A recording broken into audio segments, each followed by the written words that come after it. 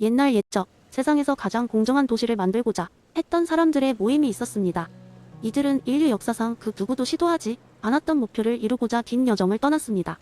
이 모임의 이름은 정의의 개척자들이라 불렸고, 이들은 매일 밤낮으로 이상적인 사회를 만들기 위해 토론을 벌였습니다. 하지만 이들이 생각하는 이상적인 사회는 모든 사람에게 공정하지 않았고, 각자 자신에게 유리한 방향으로 규칙을 만들려 하였습니다. 그러던 어느 날 이 모임에 한 노인이 찾아왔습니다. 그는 긴 흰 수염을 휘날리며 조용히 들어섰고, 참가자들은 그의 지혜로운 모습에 자연스레 경청하게 되었습니다. 노인은 바로 존 롤스라는 철학자였습니다. 그는 사람들에게 이렇게 말했습니다. 당신들이 추구하는 공정한 사회를 만들고 싶다면 먼저 무지의 베일을 쓸 필요가 있습니다. 정의의 개척자들은 처음에는 무지의 베일이 무엇인지 이해하지 못했습니다. 그러자 롤스는 자신이 연 루프 천 하나를 꺼내 보이며 설명하기 시작했습니다. 이 베일은 당신들로 하여금 자신의 진짜 모습을 감출 수 있는 베일입니다. 이제부터 이 베일을 두르고 당신이 누구인지, 당신의 사회적 지위가 무엇인지, 당신의 능력이 어떤지를 잊고 상상해보세요. 그리고 그런 상태에서 사회가 어떻게 구성되어야 할지 생각해보는 겁니다. 회의장에 있던 모두는 순서대로 이 베일을 둘렀습니다. 짜릿한 상상의 여정이 시작되었습니다. 갑자기 자신이 노블한 가문 출신이 귀족이라고 생각하던 자는 평범한 농부로, 한참 전대전보 건강한 학생이라고 자부하던 자는 몸이 불편한 노인으로 바뀌게 했습니다. 각자의 특권과 조건을 잃고 나서야 비로소 그들은 진정으로 서로의 입장을 이해할 수 있는 위치에 서게 되었습니다. 한 참가자가 그들에게 말했다. 우리는 모두 이 베일 뒤에서 평등하다. 우리가 어떤 모습일지 모른다면, 공정한 규칙을 만들고 싶다면 모두에게 최선의 이익이 돌아가야 할 것이네. 다른 참가자들도 이에 고개를 끄덕이며 동의했습니다. 그들은 비로소 기본적인 자유가 모든 이에게 평등하게 돌아가야 하며, 사회적 불평등이 있을지라도 가장 불리한 위치에 있는 사람들이 최대의 이익을 얻도록 하는 규칙이 필요하다는 것을 깨닫게 되었습니다. 그렇게 무지의 베일을 통해 생각을 바꾼 정의의 개척자들은 그 어떤 것도 자신의 이익을 위주로 하지 않는 공평무사한 규칙을 작성하게 되었습니다. 이들의 도시는 시간이 흐르면서 더욱더 번영하게 되었고, 전 세계에서 가장 공정한 사회로 손꼽히게 되었습니다. 사람들은 서로를 이해하며 존중하였고, 그들의 이야기는 영원히 전설로 남아 새로운 세대에게 영감을 주었습니다. 두 번째 이야기, 옛날 옛적 해바라기 마을이라는 작은 공동체가 있었습니다. 이 마을은 항상 화창하고 들판에는 노란 해바라기가 가득 피어 있어서 누구든 보면 행복한 느낌이 드는 곳이었습니다. 마을 사람들은 매년 열리는 해바라기 축제를 기대하며 열심히 일했습니다. 축제의 하이라이트는 해바라기 꽃다발 경연 대회였는데, 이 대회에서 우승한 꽃다발은 마을 회관에 1년 동안 걸려있게 되었습니다.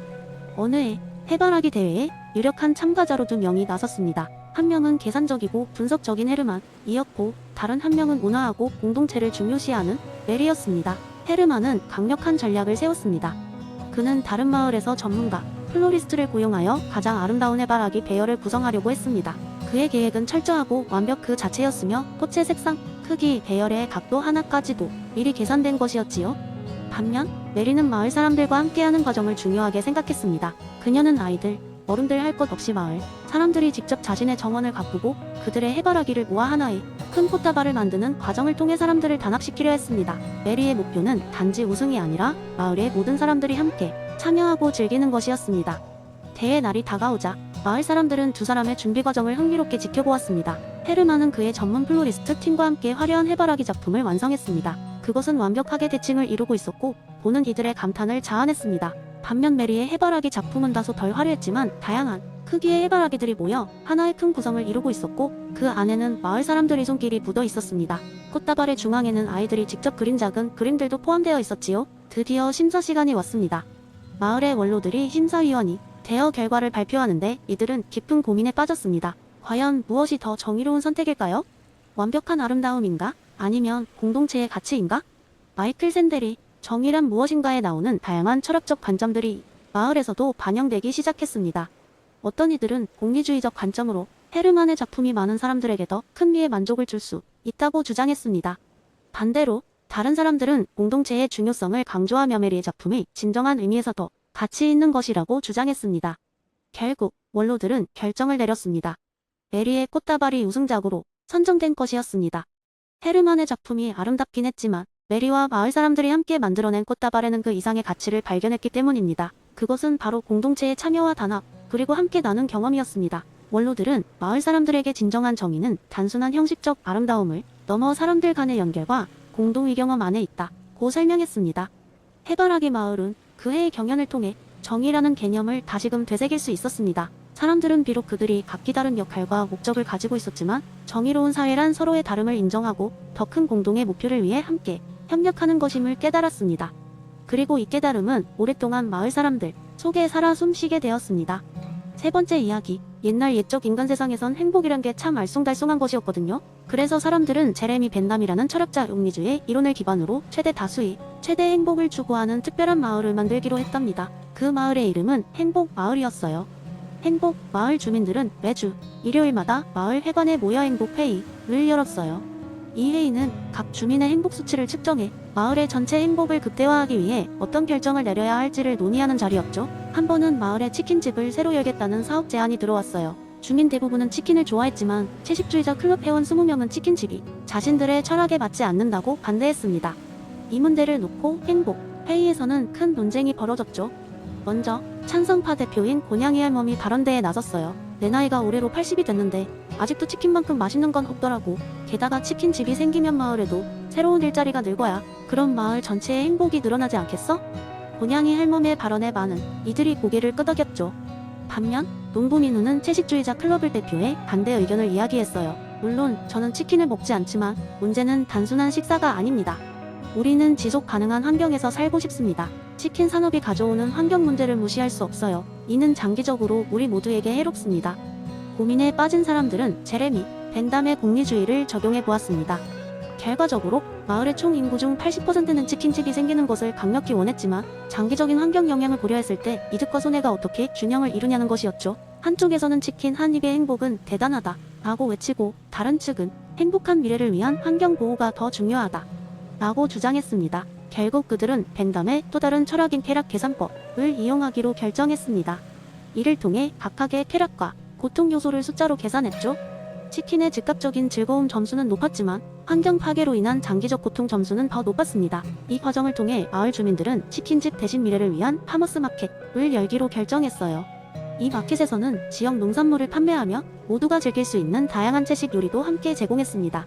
이를 통해 채식주의자 클럽도 만족했고 치킨을 기대했던 사람들도 새로운 음식 문화를 즐기며 행복지수가 상승하게 되었죠.